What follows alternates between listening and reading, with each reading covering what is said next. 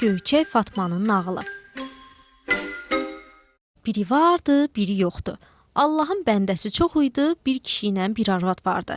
Günlərin birində iş belə gətirdi ki, bu kişinin arvadı azarlayıb öldü. Həmin arvaddan Fatma adında yetim bir qızı, bir də oğlu qaldı. Kişi gördü ki, uşaqlara baxa bilməyəcək, odur ki, ayrı bir arvad aldı. Kişinin bu arvaddan da bir qızı oldu, amma bu yaman kifir qızı idi. Bu arvad gələn gündən yetim Fatmanı gözü götürmədi. Öz qızının da adını Fatma qoydu. Amma bu qızla onun yerlə göy qədər fərqi vardı. Yetim Fatma gözəl göyçək bir qız, çirkin Fatma isə qara keçəli idi. Analıq yetim Fatma ilə oğlana gün verib işıq vermirdi. Onları gah suya, gah oduna göndərirdi.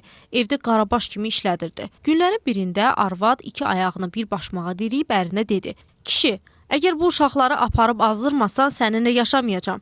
Mənim bu uşaqlardan zəhləm gedir. Onlara daha baxa bilmirəm."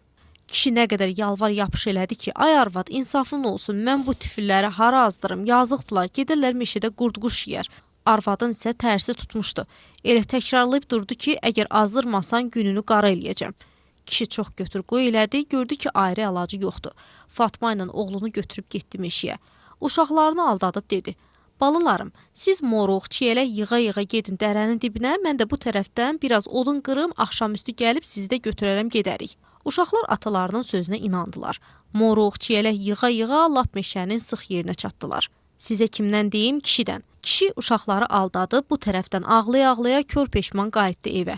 Axşam oldu, qaranlıq düşdü, meşədə göz gözü görmürdü. Ayı, canavar, pələng, şir, meşə bir nərilti, gürultu, inilti salmışdılar ki, vahimədən adamın bağrı çatlayırdı. Uşaqlar ha gözlədilər, dədələri gəlib çıxmadı. Axırda əlacsız qalıb bir ağacın başına çıxıb orada gecələdilər. Sabah tezdən durub başladılar bir cığından getməyə. Az getdilər, üz getdilər, dərə-təpə düz getdilər, gəlib bir bulağın başına çatdılar. Fatmanın qardaşı yaman susamışdı. Özünü tez verdi bulağın başına, istədi sudan doyunca içə. Fatma qoymaq istəmədi. Elə bir ürəyinə dammışdı ki, suda bir şey var. Fatma nə qədər elədi ki, qardaşı sudan içməsin, olmadı. Oğlan ağzını bulağın gözünə diriyib sudan doyunca içdi. O saat dönüb oldu qara bir inək. Fatma üz gözünü cırıb başladı ağlamağa ki, ay qardaş, sənə demədimmi içmə, indi mən neyniyim, başımı haranın daşına töküm. Qardaşı dedi: "Bacı, daha iş işdən keçib, mənimki də beləymiş, gəl gedək. Amma bu sirri nə badə bir adama deyəsən, ha?" Fatma inəyi də qabağına salıb, ayaq ləpirləri ilə o qədər getdi ki, meşədən çıxdı. Bir dağın başına çıxıb gördü ki, evləri uzaqdan görünür. Düz gəldi evlərinə. Arvad gördü ki, qız gəldi, amma yanında da bir qara inək. Əvvəlcə üz-gözünü turşutdu, qaş-qabağını tökdü, istədi qızı qovsun, sonra fikirləşdi ki, oğlan yoxdur, yəqin ölüb bitib meşədə qalıb. Qızdakı bir yaxşı inəklə gəlib. İnəyə sağıb südündən içərik. Birazdan sonra qızı yenə azdırarıq, o da itib cəhənnəmə vasil olar. Kişi də qızını görüb bir tərəfdən sevindi, bir tərəfdən də oğlunu yadına salıb bir kef oldu. Analıq hər gün Fatmanın əlinə biraz yun verib inəyi otarmağa göndərirdi. Fatma axşama kimi inəyi otarır, analığı verdiyi yunu da didib əyirərdi. Bir gün yenə inəyi otardığı yerdə bərk yel əsdi. Yel Fatmanın yumağını götürüb apardı. Fatma, ay yel baba, yumağımı aparma deyə yüyürdü. Yel baba yumağı aparıb bir evin bacasından içəri saldı. Fatma gəlib bu evin qapısını döydü. İçəridən bədheybət bir qarı çıxıb dedi: "Abala, nə var, nə istəyirsən?" Fatma dedi: "Qarı nənə, yel baba yumağımı sənin bacandan içəri saldı. Gəlmişəm ki, onu verəsən." Qarı dedi: "A qızım, gəl mənim başıma bax, sonra yumağını verim." Fatma razı oldu. İçəri girib gördü, qarının evi zirzibillə doludur. Odur ki, dedi: "Qarı nənə, süpürgəni ver, evini süpürüm." Qarı süpürgəni verdi. Fatma evi süpürüb tərtəmiz elədi. Sonra da başladı qarının başına baxmağa. Gördü ki, bunun başı doludur ilan çayanla. Baxdı ki, qarının başında bitlər var tısbağa boyda, birələr var qurbağa boyda. Qarı dedi: "A qızım, de görüm sənin ananın başı qəşəngdir, yoxsa mənim birələrim qəşəngdir, yoxsa onun?" Fatma dedi: "Ay nənə, əlbəttə sənin başın qəşəngdir. Sənin bit birələrin də lap sərçə bülbül kimi şeylərdir." Bu sözlər qarının xoşuna gəldi. Odur ki, dedi: "Bala, buradan gedəndə qabağına 3 bulaq çıxacaq. Birinin suyu dümaq, süd kimi. O birininki qapqara şəvə kimi. Birinin də suyu qıpqırmızı lalə kimi. Ağ suda soyunub çimərsən. Qara sudan da saçına, qaşına, kirpiyinə çəkərsən. Qırmızı sudan da yanaqlarına, dodaqlarına çəkərsən. Sonra gedib qara inəyin bir buynuzundan yağ, birindən də bal əməcəksən." Fatma qarının yanından çıxıb gəldi, yolda gün çıxan tərəfdə qabağına bir bulaq çıxdı. Suyu dümağ süd kimi. girib suda çimdi. Biraz gedib gün batan tərəfdə də bir bulağa rast gəldi. Bu bulağın suyu da qapqara idi. Fatma bu suyla başını yuyub biraz da qaşına, kirpiyinə çəkdi. Qırmızı sudan da biraz yanaqlarına, dodaqlarına çəkdi. Fatmanın gözəlliyi bir idisə, indi oldu min. Fatma elə bir gözəl qız oldu ki, heç misli bərabəri olmadı. Aya dedi, sən çıxma, mən çıxacam. Günə dedi, sən çıxma, mən çıxacam. Yanaqlar qıpqırmızı alma kimi, dodaqları qaymaq, dişləri incə, gözü maral gözü. Nə deyim, bir baxan deyərdi ki, bir də baxım. Fatma düz gəlib çıxdı qara inəyin yanına. Onun başını, gözünü sığallayıb başladı buynuzlarını əmməyə. Gördü ki, doğrudan da inəyin bir buynuzundan yağ, birindən də bal gəlir. Fatma hər gün inəyin buynuzlarını əmib elə kökəldi ki, lap balığa döndü. Fatmanın analığının bu işə həm paxıllığı tutdu, həm də mat qaldı ki, görən Fatma neyləyir ki, belə kökəlib qəşəngləşir. Odur ki, sabahdan öz keçəl qızını da qoşdu Fatmanın yanına ki, o da naxıra gedib qəşəngləşsin. İş belə gətirdi ki, yenə bərk bir yel qopdu. Bu dəfə də yel keçəl Fatmanın yununu götürüb apardı. Yun gedib həmin qarının bacasından içəri düşdü. Keçəl Fatma yunun dalınca qaça-qaça gedib qarının evinə çıxdı. Qapını döyüb yununu istədi.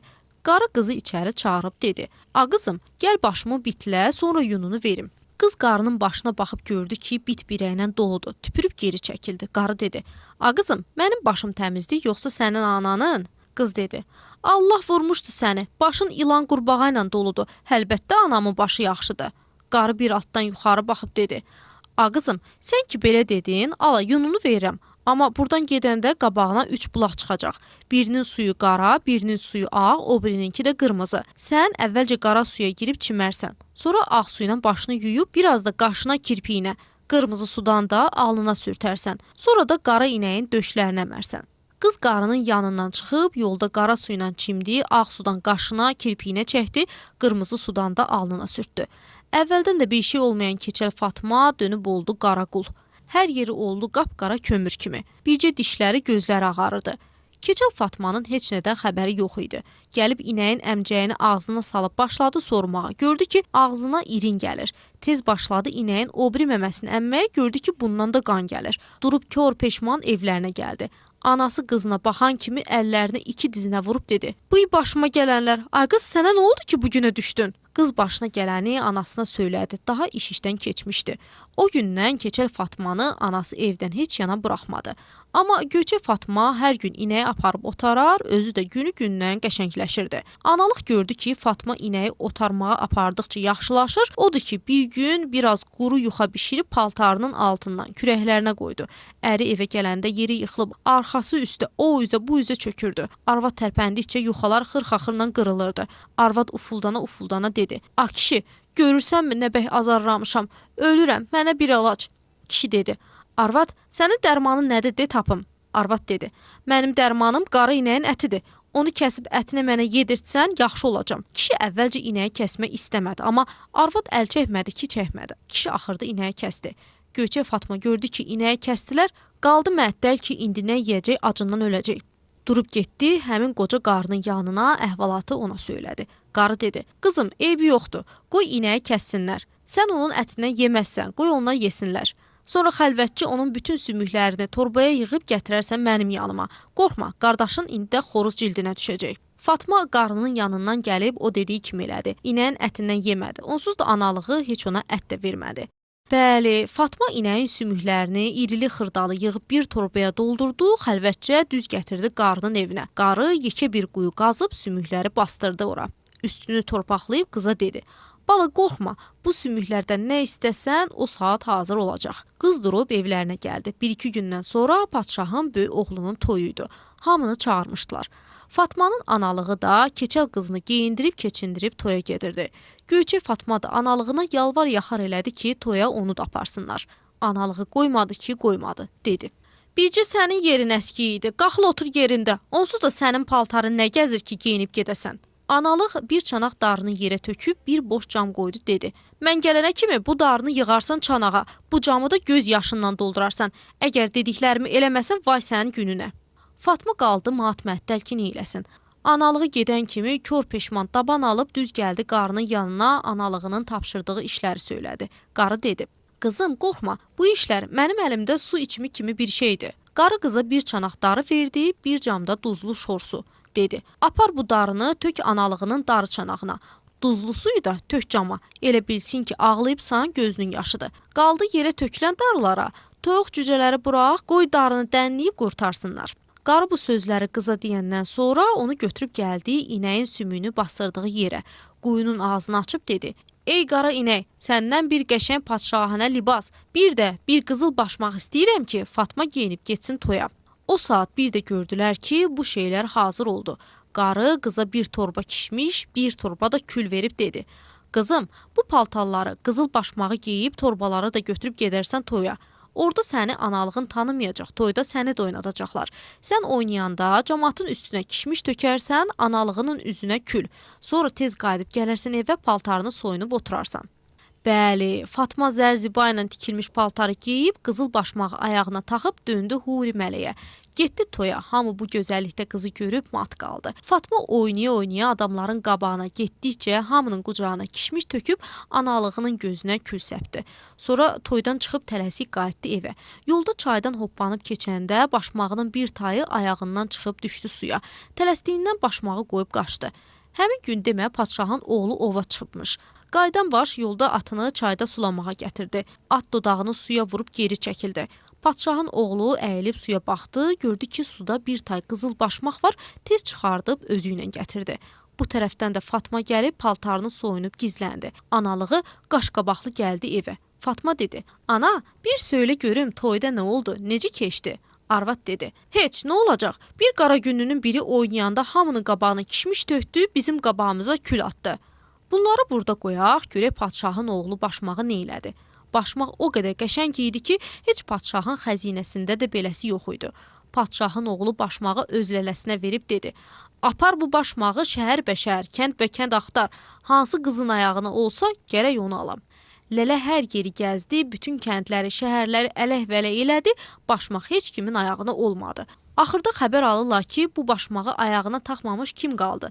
Dedilər ki, bircə Fatma adlı bir yetim qız var, o qalıb. Gətirib başmağı Fatmanın ayağına geyindirdilər. Gördülər ki, elə bir başmaqçı özü əli ilə tikib düz qızın ayağına. O saat gedib padşah oğluna xəbər apardılar ki, bəs belə-belə başmaq filan qızın ayağına oldu. Oğlan toy tədarükü görüb Fatmanı gəlin gətirmək üçün öz adamlarını göndərdi ki, qızın başını bəzəsinlər. Bu tərəfdən Fatmanın analığı paxıllığından az qaldı çatlasın. Odur ki, Fatmanın əl-ayağını kəndirdən bağlayıb saldı təndirə, üstünü də örtdü. Öz qızı Keçəl Fatmanı da bəzəndirib qoydu Göyçək Fatmanın yerində.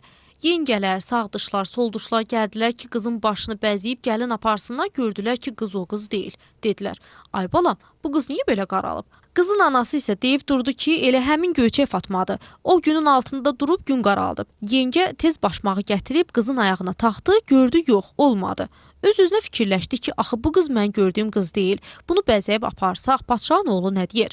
Elə bu fikirdə idi ki, gördü küçədən uşaqlar oxuyurlar. Gün çıx, kəhər atı min çıx, keçəl qızı evdə qoy, saçlı qızı götür qaç. Yengə qızın tez başına baxıb gördü qız qaç keçəldi. Tez durdu ki, gedib əhvalatı oğlana söyləsin, birdən məhəllədə bir xoruz başladı banlamağa. Quqquluqu, Fatma xanım təndirdə, əli-ayağı kəndirdə. Yengə gəlib tez təndirin ağzını açdı, gördü doğrudan da Fatmanın əl-ayağını kəndirlə bağlayıb təndirə salıblar. Qızı çıxardıb gətirdilər evə. 70 yerdən ona bəzək-düzək verib, geyindirib keçindirib apardılar padşahın oğluna. Hamı toyda çalır, oynayır, şadlıq eləyirdi. Keçəl Fatma ilə anası qan ağlayırdı. Aradan bir müddət keçəndən sonra Keçəl Fatmanın anası dedi, "A qızım, olan olub keçən keçib. Bir dur get gör bacın neynir?" Keçəl Fatma geyinib keçinib getdi bacısının yanına, xoş 5-15-dən sonra dedi, "Ay bacı, yaman çimmək istəyirəm. Dur gedək dərya kənarında çimək." Göyçək Fatma bacısının xətrini sındırmayıb, öz qızıl teştini də götürüb getdi dərya kənarına. Keçəl qız dedi, "Abacı, əvvəlcə sən soy, mən səni çimizdirim, sonra sən məni çimizdirərsən." Fatma sözə inanıb soyundu. Dəryanın qırağında çimmək istəyəndə Keçəl Fatma onu itələyib suyun dərin yerinə saldı. Göyçək Fatma sudan çıxa bilmədi.